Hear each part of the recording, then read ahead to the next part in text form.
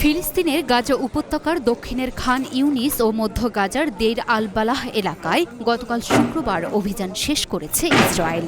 দেশটির সেনাবাহিনী এ তথ্য জানিয়েছে।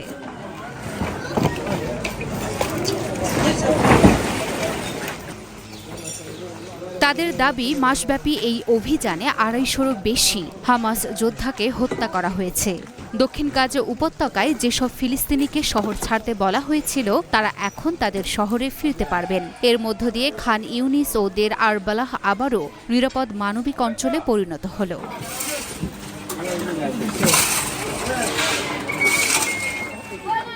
মাসব্যাপী এই অভিযানে হামাসের ৬ কিলোমিটার দৈর্ঘ্যের সুড়ঙ্গ পথ ধ্বংস করা হয়েছে। উদ্ধার করা হয়েছে ৬ জিম্মির মরদেহ।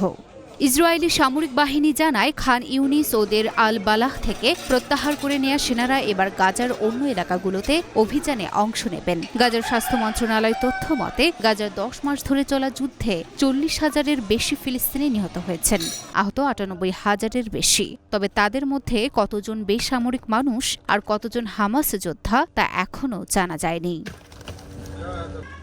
Luna Afroz, Nipa, Dhaka post.